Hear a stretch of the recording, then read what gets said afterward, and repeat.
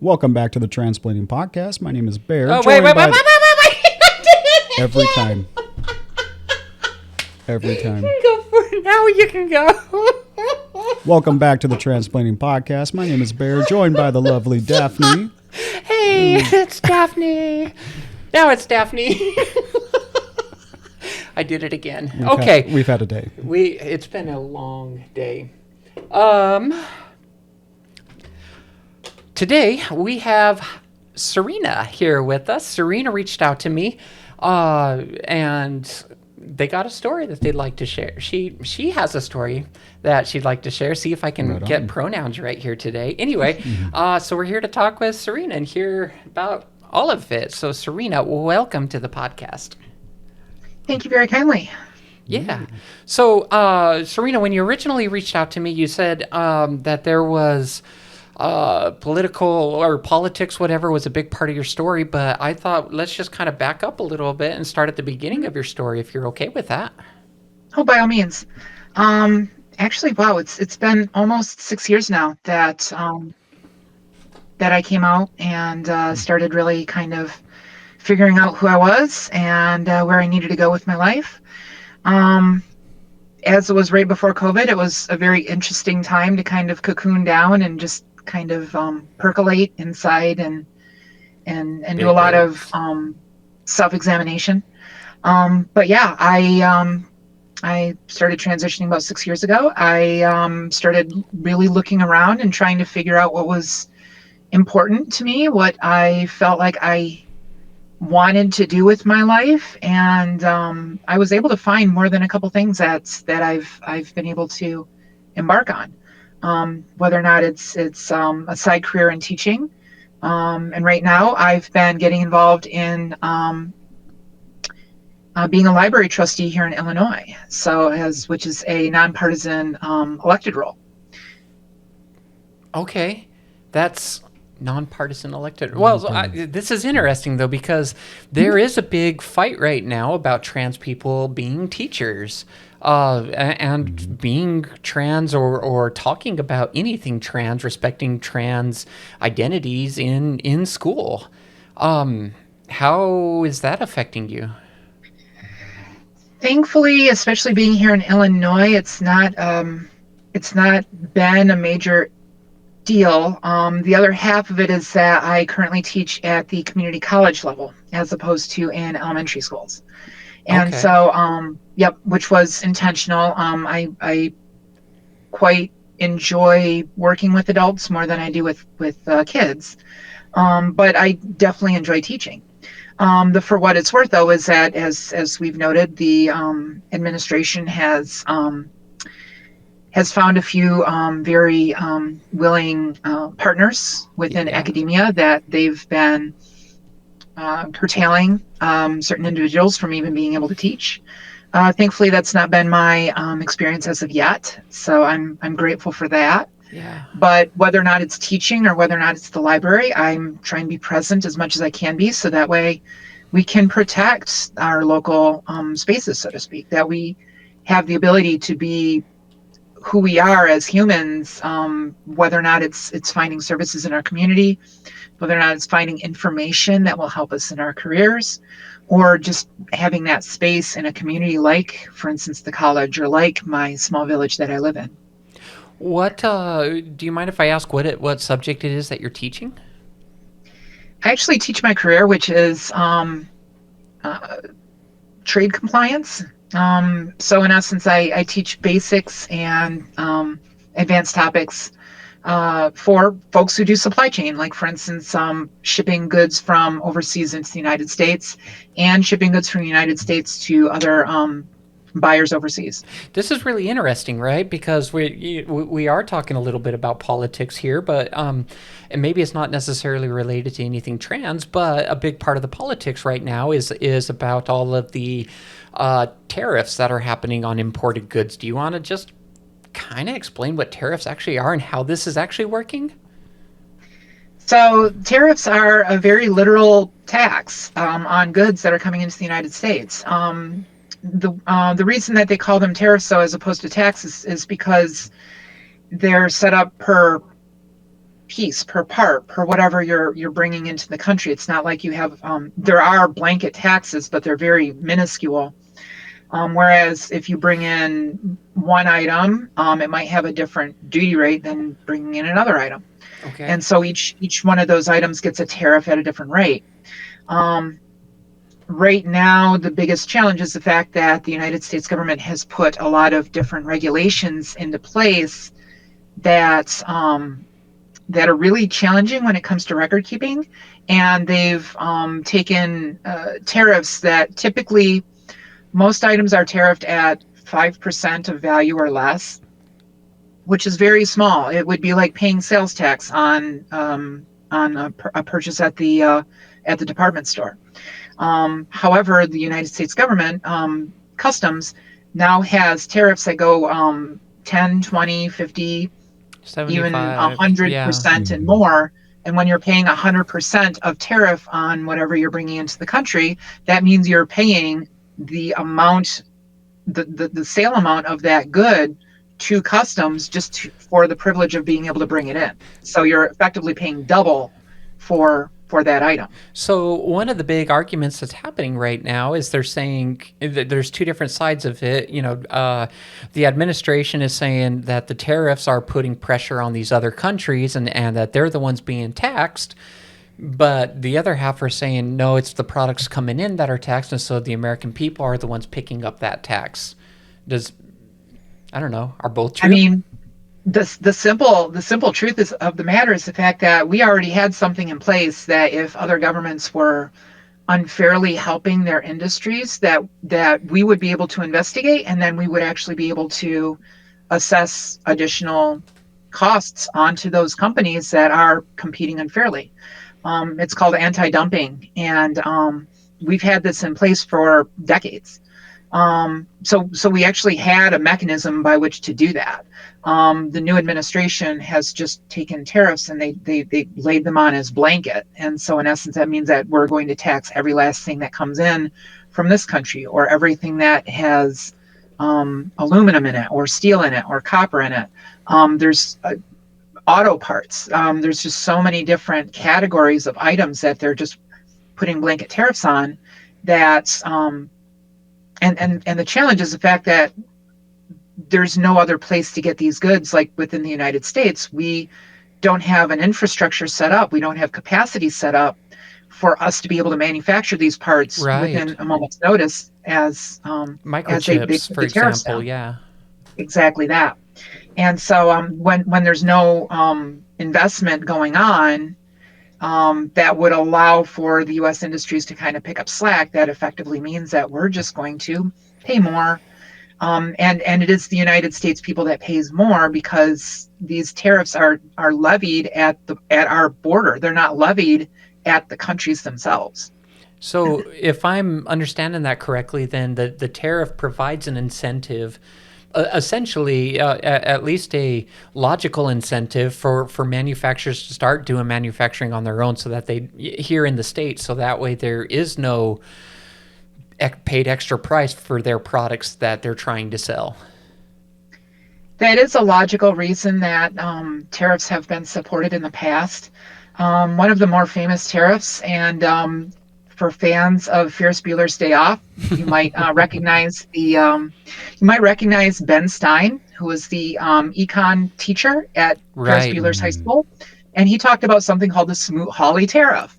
For most lay people, that means nothing to them, and it's two very, very funny names attached to a word that is what's a tariff. Right. For me, though, I know that not only was it implemented in the 30s, but it was also implemented during the Great Depression. And the theory behind that was effectively the same. It's the United States saying during the Hoover administration that we want to protect our industries. The only problem is the fact that there was no actual investment in the industries. And so therefore, the theory was, hey, we're going to get more jobs back because we're going to protect our industries and be able to manufacture these goods.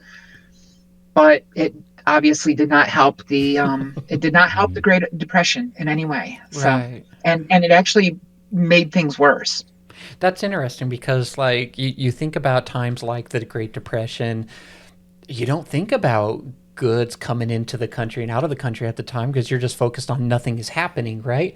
But if you go before that, you have slavery, and you go, okay, well, there's goods coming in and out of the country, whether it's tobacco, slaves, all the different things, right? There's all the cotton, whatever, fabric, all these other trades are happening, and you think post Hoover, after 50s and 60s, whatever, and now you're thinking about all these different goods that are being that are occurring, whether cars, for example, Henry Ford, these other things. You can picture goods coming in and out, but during that particular time, you don't think about it. So the biggest thing to kind of keep in mind is the fact that an economy where money moves freely is an economy where more people are going to touch that money and therefore get more of a benefit out of the money. If I remember correctly, the term is a Gini coefficient, Gini. In essence, that effectively means how the wealth is spread around a country. And the more that it's a straight line from 0% to 100% of wealth being spread along the number of people, the better off those people are. Right now, we have a Gini coefficient line that's very, very flat and goes straight up towards the very end because we have a lot of folks who have quite a bit of money. yeah, And one of the things that these tariffs are doing is they're taking money from everybody, and in many situations, those people don't have a whole lot of money to begin with. yeah. And that money is losing velocity. That's the biggest thing, is the fact that when trade is strangled like this, then that means that money doesn't go to other countries and it doesn't come back here. So it's a bit of a challenge, honestly. This is really interesting. I don't know. You don't always hear all these different arguments. You just see the memes that are passed around the internet. They're passed around the internet. They're passed. Yes. And We went from Gini coefficient to pasted. yes, I love it. Yes. So we are misspelling everything right now. But yeah, it. I don't know. You just don't think about this kind of stuff. So I actually really appreciate having your insight here on this. You had also mentioned that you work in a library now. Do you want to talk a little bit about that? I actually don't work in the library, but I've been elected to serve on the library's board. And so what that means is that I'm a member of the board of trustees for our local library.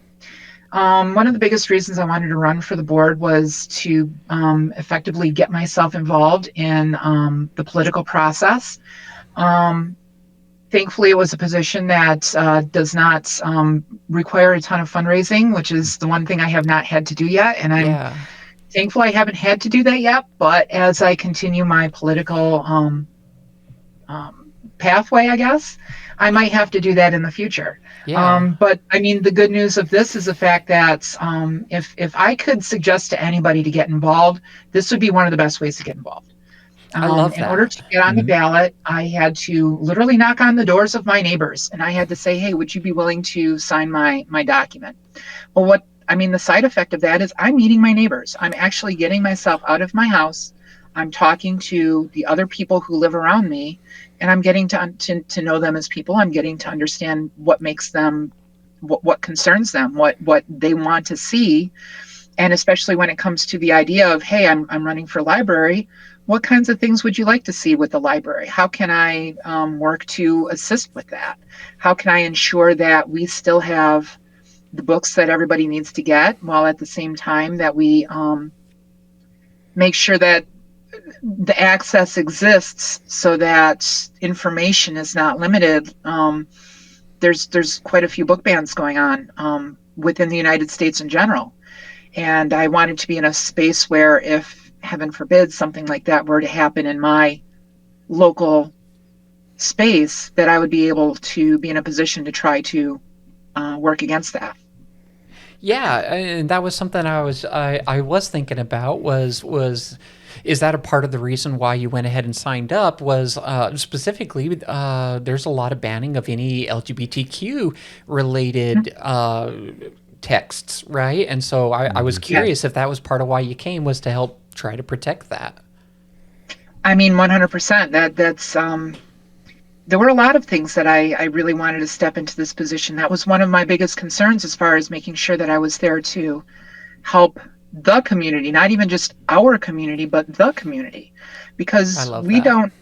Yeah, I mean, you don't know who needs access to those books. If you would have asked me if I needed access to those books 10 years ago, I might have not said that I did.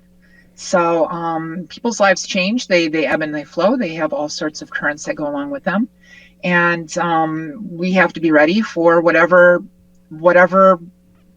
journey that people are on. And so I wanted to make sure that books are available. I want to make sure that our library is a safe place for folks, that there's no policies put into place that might victimize one group or another group.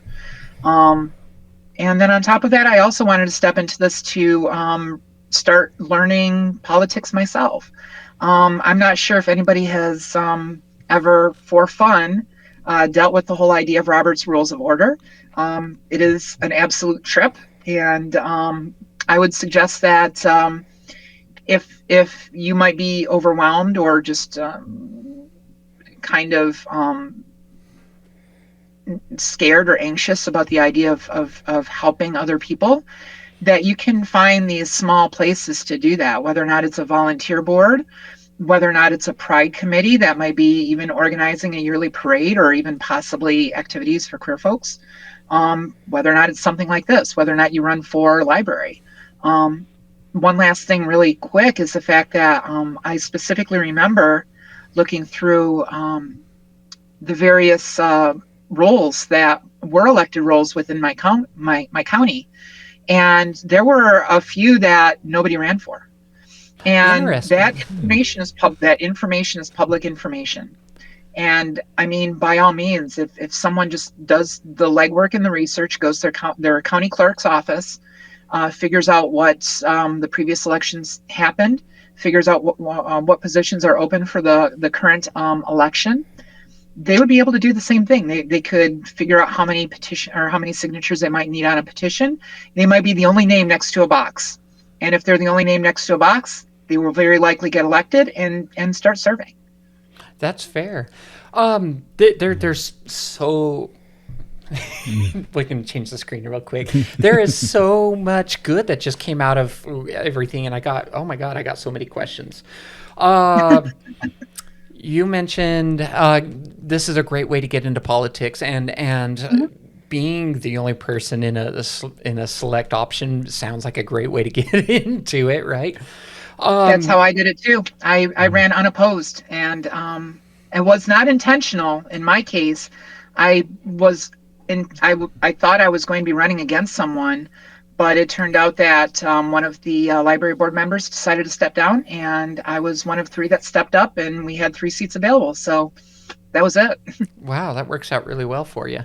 Mhm. So you were talking about having to go get a petition signed, right? We a Yes. couple weeks ago interviewed Brittany Jones, right, running for governor of Oregon. Yeah. And as we were talking with her, she made a comment that at some point, if I remember right, there was a couple ways to get your name on the ballot, but one of them included there was a petition you'd have to get signed. But she mentioned some like 20,000 names. Was that the number? 20,000 names? I think so.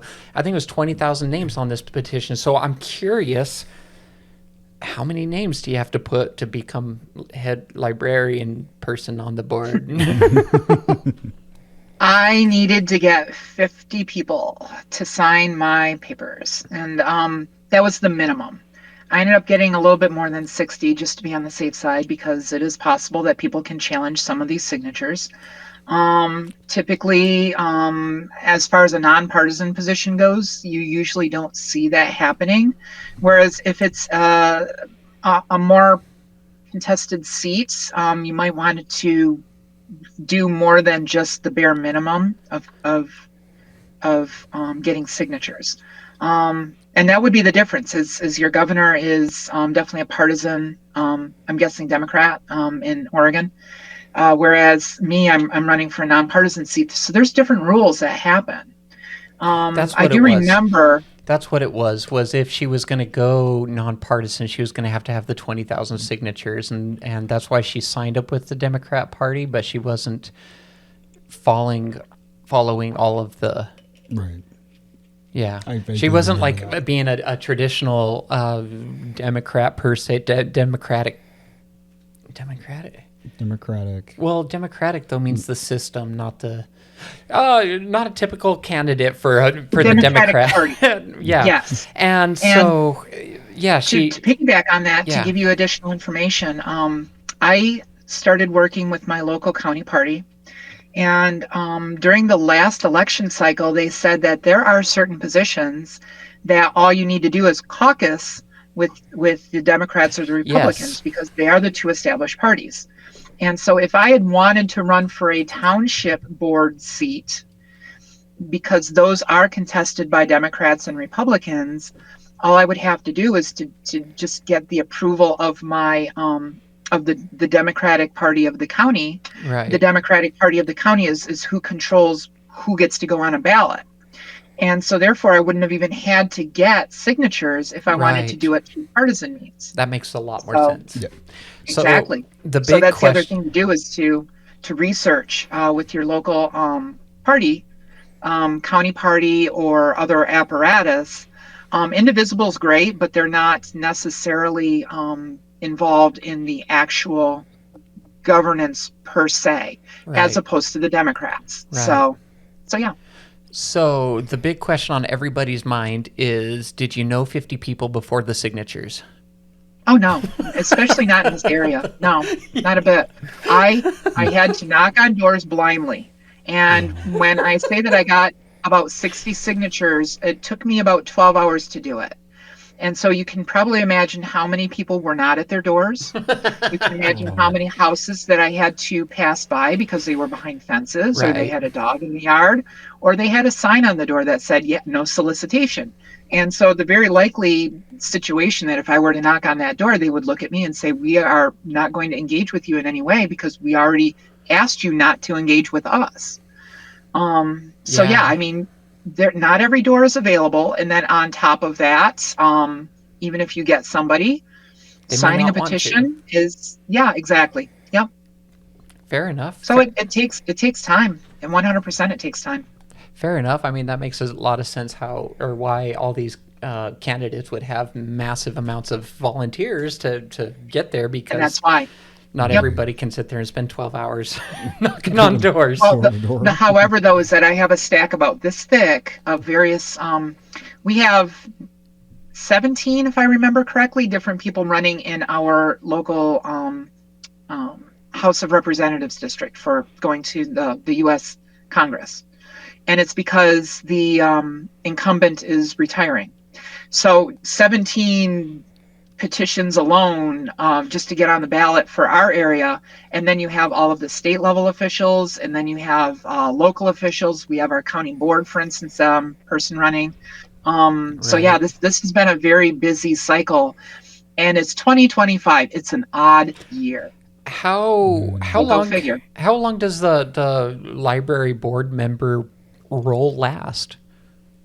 I could have run for a 4-year position or a 6-year position. And I said to myself, I would rather run for the 6, if for no other reason than to know that I at least have a place for the next 6 years, that if I'm able to still serve, that I can still serve. And so, yeah, my term is up in 2031. Yes. Do you think that your libraries or your do you think your house is going to be overrun with books by then? I'm not allowed to sample the wares. I have to Really? actually return them. Yes, really. I can't just take them home and keep them. I Oh have to well, of give them course, back. of course. Okay, I was like, you're not allowed to read the books. Like, what kind of job is this? Oh, I partake of their books. I'm happy to do so. Fair enough. Fair enough. Earlier, you mentioned the Roberts Rule of Order. Can you explain what that Yes. is? So in essence, it is effectively how people run. I don't want to call it parliamentary, but effectively government meetings, so to speak. Is you put forward motions, and then you might have someone second the motion, and then the rest of the assembled would then vote on that motion. If you remember some situations, like for instance, the Senate filibuster is a form of rule that is set up in a parliamentary system where if you don't have 60 senators that can provide cloture, then you're not allowed to vote on any issue. Right. Knowing these various rules is super important. If you remember in Texas, where they were discussing redistricting, one of the things that the few Democrats in Texas were able to take advantage of was the fact that they could remove quorum, which meant that there were not enough people present to be able to hold a vote. And so Right. it really is kind of important to understand the rules by which you're running your various systems through, especially if you run into situations where you feel like there's a huge force that is pushing very hard to do something. Our country does the best that it can Right. in the idea that there is such a thing as majority rule, which obviously we have a first past the post system. However, there's still such a thing also as minority rights. And so the challenge is how to balance minority rights against majority rule. The country is kind of in this space now where people are having this humongous discussion of, well, what does it mean when we have an executive and there's one role of executive? Or what does it mean when we have less than 60 senators because the Republicans have 50, but they don't have 60? And so the whole idea of the filibuster is the minority being able to say, let's slow down and let's get more consensus before we go forward. Whereas the majority is like, hey, we want to do certain things and we want to get them done as soon as possible. So yeah, I mean, at the end of the day, Robert's Rules of Order is just yet another method by which we handle these meetings, and we do the best we can to make sure that everybody's voice gets heard, while at the same time, the majority is still able to do the things that they feel are best to help other people. That makes sense. Makes a lot of sense. Mm-hmm. We were talking that running for a smaller seat is, especially in something like a county or city, right? Where something like running for a member of the board of the library is a great way to dip your toes in the water of politics. And a lot of people know that there needs to be change. There's a lot of minority groups that are not being represented well with the LGBTQ population being one of those, right? The minority group. My words are not coming out. But with the LGBTQ community not being well represented in politics, right? There's a lot of attacks that are happening. And a great way to create that change is by grassroots efforts of starting to run for offices. And I think it's inspirational that there's people like you and Sarah McBride and I can't think of what her name is in Montana. Zoe Zephyr. Yes. Yes. That are going and running for these different offices and are making change. For a lot of people, politics can be overwhelming. How do you keep up with not getting overwhelmed by something like that? It's a challenge. People joke sometimes about the whole idea of a doom scroll, and absolutely it exists. Yes, it does. The one thing to do though is to try to establish a balance, and it might take outside assistance for you to do that. It might take loved ones that might hold you accountable and say, you know what, okay, maybe it's time to put the phone down. Maybe it's time to step away from the computer. Maybe we just need to get you outside for a few. Because the long and short of it is that there's a lot of bad news going on. It can be very easy to get lost in that bad news. It wears on you. Yes, it does. And at the very least, working, doing politics locally means that I'm able to engage in something that's not national. Right now, our local politics is not a knockdown, drag-out war, which is great. Right. I'm very happy that that's not the case. There are folks on my board that I would love to have deeper conversations with, because I do feel that they've received information that might not be the full scope of the various topics that they discuss and read about. But at the very least, I feel like I can speak with these people. That's a darn sight different than, I mean, and that's the thing, is the fact that you might be in a space that politics might be challenging because you have a bunch of people who are not willing to be able to speak with you, who might not be willing to make any sort of compromise whatsoever. So the two big things to kind of think about is stepping away from the politics, even if it's stepping into local politics, because local politics is the way to build community.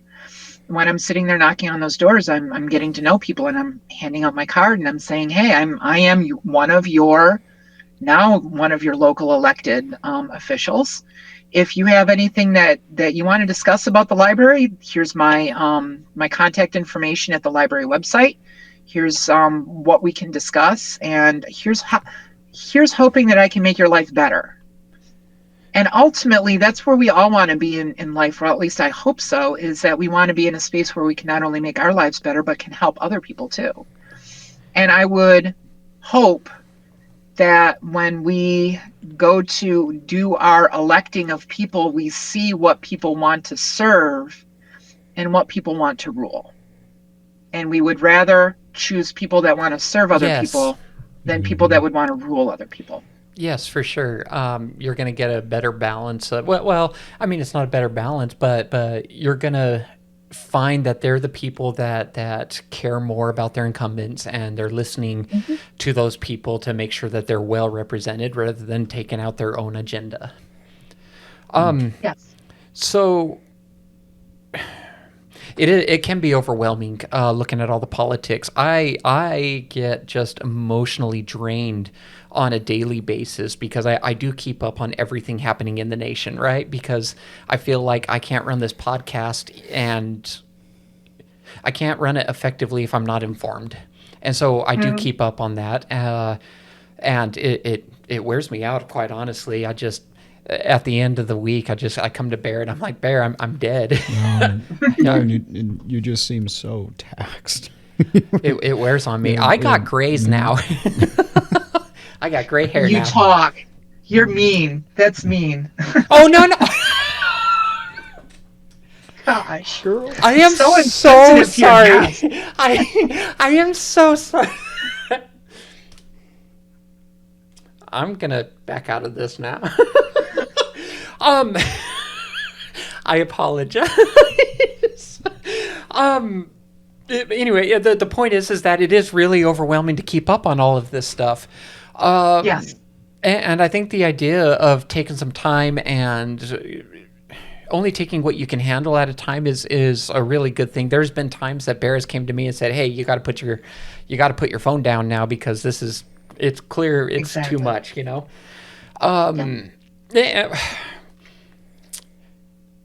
I would also say though that in running for politics, right? I am currently helping a candidate run for office, right? I've became like one of their media people, managers, right? And so I'm finding right now that as I go, because I don't know what I'm doing. Hell, I don't even know what I'm doing with this podcast. We're making it up as we go, right? But I'm finding out that, sorry, I just had another thought. I'm so sorry. If I don't write it down right now, I will forget. Okay. Well, now I forgot what I was talking about.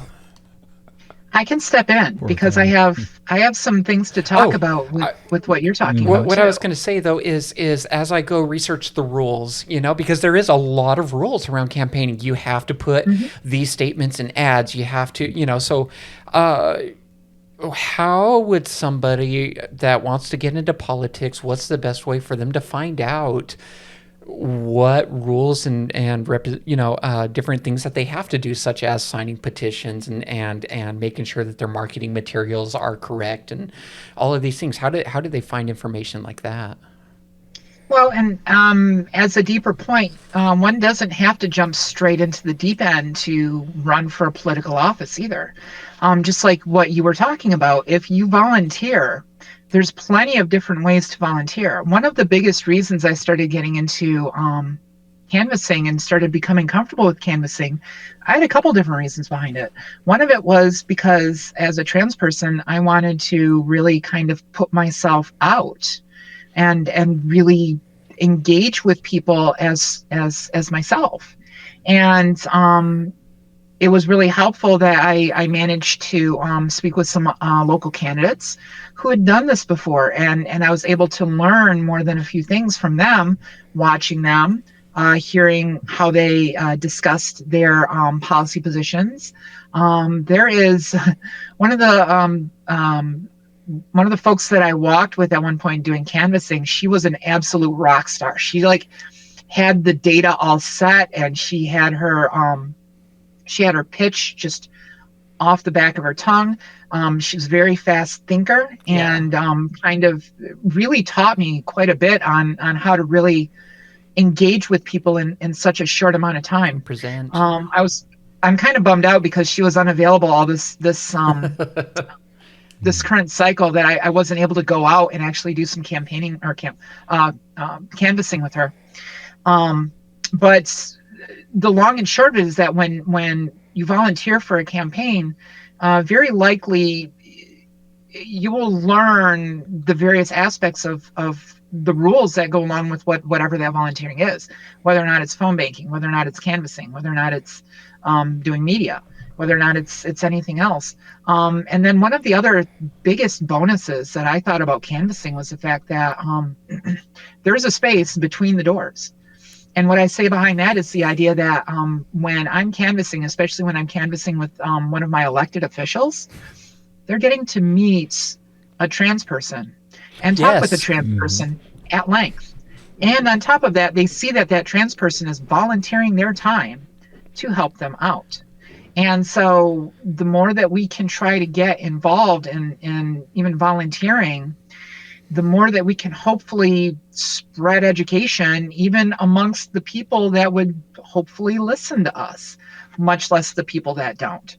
And being able to make community with the people that listen to us hopefully will allow us to find that consensus that we can do a better job getting human rights set up, that we can do a better job with making sure that our economy is equitable amongst all of the very many people that exist within it, so on and so forth, housing and all sorts of other things. It's these little conversations, it's these connections, whether or not it's the connection to the person behind the door, or whether or not it's the connection is with the person that is the actual political person that is working the hardest they can to get elected. That makes a lot of sense. That makes a lot of sense. I found as far as like coming in as a media manager, right? There's websites that you can go onto, and you can discover for your state what the different legal election rules that exist, you know. But I imagine that when it comes down to the county, going down to the treasurer and just say, or whoever it is at the county, you know, go down to them and just say, hey, I want to know what rules and legalities I have to meet in order to do this. Mm-hmm. Can we talk for a second about hate mail? Because that's another thing that's like, it wears on you, right? I get messages personally from this podcast that are awful messages, right? And that also takes a toll. And when you start running into public offices, now you're becoming a target for other people. So how do you manage dealing with that when you're putting yourself out there as a visibly, I don't want to say visibly trans person, but like you're really putting yourself out there as a trans person though, right? So how do you deal with that and be able to come home without dying at the end of the night? Well, so two things about this, and the first thing is the fact that that's actually an experience that I have not had yet, surprisingly enough. I am public online as far as I've worked with the LGBTQ Victory Fund. I've worked with LPAC. I've worked with a couple other groups that are definitely queer groups. And the biggest thing, especially when I've been talking with my neighbors, it's my transness doesn't necessarily come up immediately. Right. Yeah. So as a result, at least on that vector, I have not been sent any sort of threatening anything as of yet. That Yeah. may Good. very well change as I continue to talk with others, especially in this venue. The however, though, is that when it comes to dealing with it, the idea that we have, I mean, right now we have a lot of different actors in the sense of people that are acting, that say very challenging things about our humanity and our continued existence, whether or not we should have a voice, Yes. so on and so forth. And so obviously you want to be safe and you want to do the things that you can do to ensure that people do not hurt you. But at the same time,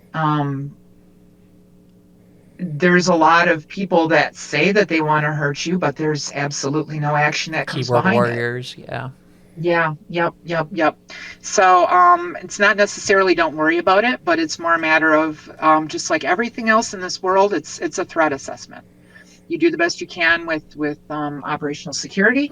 You speak where you can as respectfully as you can. That you try to find connections, because there's always that possibility that you might even be able to find a connection with some of these keyboard warriors that does not exist right now. I love that. If there's one thing I've learned in life, and my transition is 100% proof of that, is that there is nothing static in life.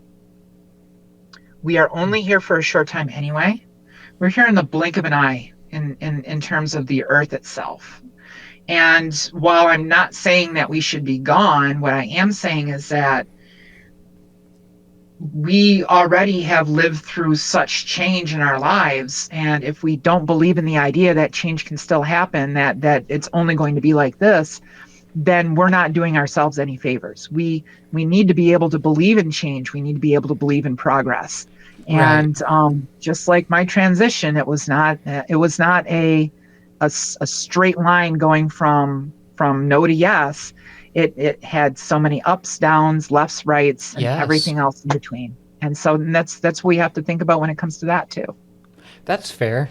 And something that had been pointed out to me is if you're getting nasty messages like that, one thing you can do is have a friend screen your messages, so that way you don't have to be the one being worn down all the time. Because Exactly. that's something that I've had other people offer to do. They're like, hey, I can go read those things so you don't have to, but then they pop right up on my phone, so I see them faster than they do. You mentioned a couple, well, now I'm missing one of them. You mentioned a couple different things, such as the LGBTQ Victory Fund. Do you want to kind of explain what that is? Because I've never heard of that. Absolutely. So, especially if you do want to get involved in politics, as a candidate, one of the things that a queer person can do is they can look to see whether or not there is various foundations, whether or not state or national too. There is one here in Illinois that does queer advocacy. There's a couple nationwide. Again, LGBTQ Victory Fund is one. LPAC is another. Do your research, and they very well might be able to put your name up there on the website and say, hey, we endorse your candidacy, and we're going to do what we can to help you out too. One of the things that helps out is being able to contact other candidates and other people that run. There is another gal that lives in a suburb that's not too far from me, who's also a trans gal who also ran for library board, and I've managed to connect up with her because I did not know until yes, exactly, until actually the two of us were both endorsed by LPAC, if I remember correctly. So yeah, that by all means, getting involved with it's another way to build community. Yeah, and that was going to be another another thought though is a lot of times when you go to libraries, they have either a desk or a shelf somewhere, and there's just a barrage of information, whether it's about local businesses or other things like that, right? Where I don't know. It seems like a lot of connection can happen through the library. And I imagine being in a position that you're in, you can provide a better platform for LGBTQ people to be able to find resources, local and statewide. Do you think that's the case? My ability to help them find resources is not necessarily tied to the library. My ability to help find resources would be more tied toward the local groups that exist.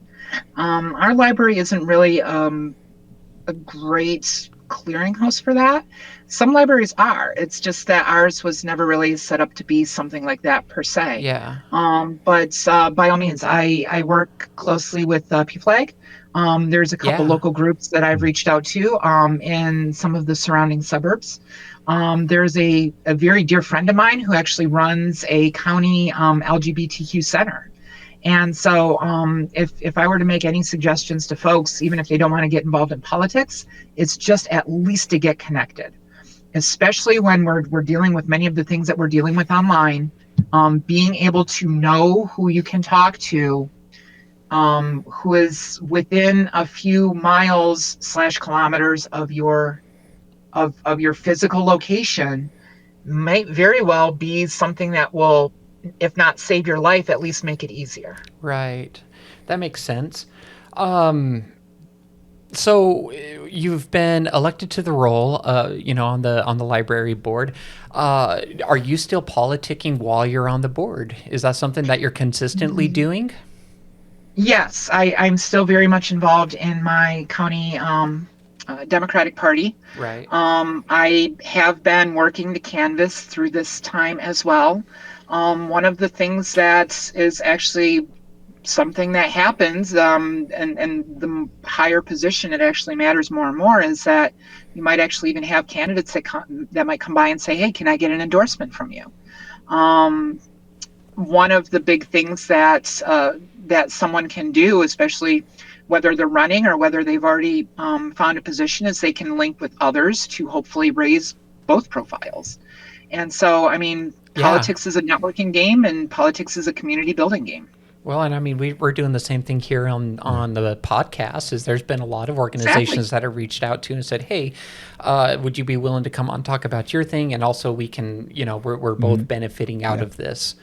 So that makes a lot of sense. Where do you find politics? What's your goal here for you in the political spectrum? It's really interesting, and I kind of compare this to my transition too. I never had a map when it came to transition, but I had a compass. And what that means is that I never really had a final destination in mind. But at the very least, what I had was a pull in a certain direction. And just as I'm still kind of moving along in my certain direction when it comes to my transition, I'm kind of keeping the same open mind when it comes to doing politics. Is that if I can just be a library trustee for years and years and years, and I'm not necessarily called upon to step up or do any other roles, I'm more than happy to do that. If someone else wants to do the library role, then great. I will help them do that too. I am 100% flexible in what I do and where I go. Would I like to, especially in this current moment, would I like to be doing more? Absolutely. It's just a matter of being able to be in the right place at the right time in some small way, while at the same time, how best to say this? Politics is weird because a lot of the people who are successful in politics, it's very self-aggrandizing. It's They put themselves out there to do it, and they like themselves. They like hearing themselves. Mm-hmm. Yes. And I mean, it's not as if I'm not feeling the air around me with words either. Pause one sec. But my words are dedicated to the idea that I want to help other people.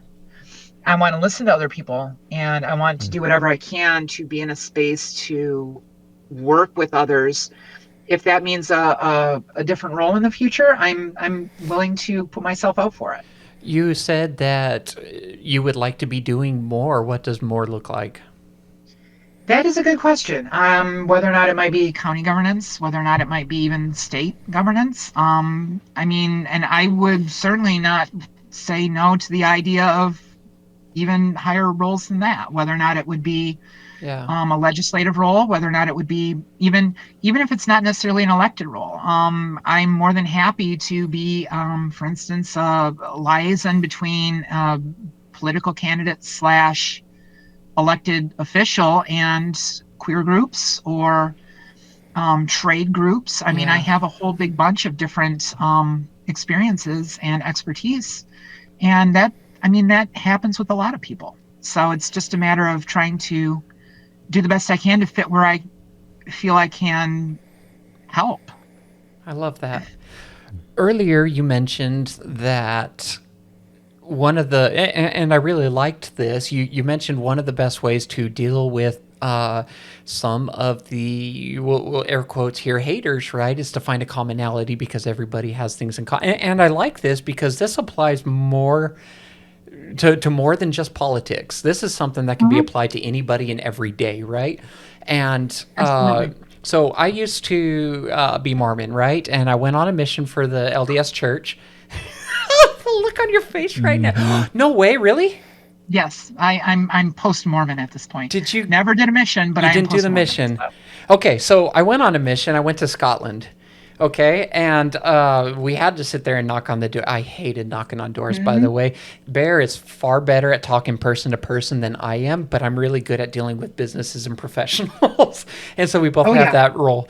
But I found that it's really easy to talk to anybody when you find that commonality behind people, you know? So we're talking religion at the time, and you'd walk up and find someone in the Islamic community, you know?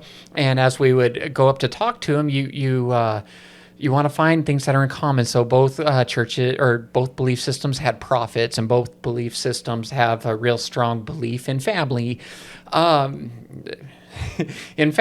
so as like there was things that were really in common that as soon as you start talking about it, people open up. And so I think with that was a long way around just trying to say that if you can find something common between people, you're no longer different. You have, you're just another person. You're one of them. And and humans are always looking, most humans are always looking for connection. There are some humans that really don't feel the need to connect. And I mean, it is what it is. And I'm more than happy to let them be. But we are all stronger when we are in community, 100%. Many hands make work light. That's something that the Mormons always used to say too. Right. So, yes. Can you... Especially when it came to moving people out of houses. Decorum. Yeah. Hey, so can you give an example in the world of politics where of how to find commonality with somebody that sees you as a different? So, it's the biggest thing to say about that is that it's a process. It's not something that you can snap a finger and be like, you know what, it's done. That doesn't happen. As you talk with folks, and it will take a while.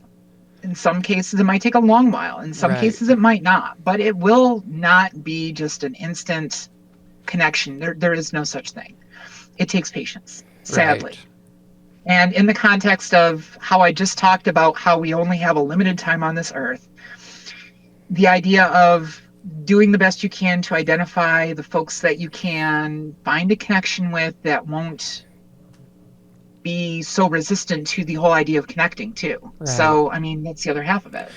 Well, but if you have somebody that they see that you're trans and they They see that you're trans, and media has demonized trans people and dehumanized trans people, right? So they see you as an other.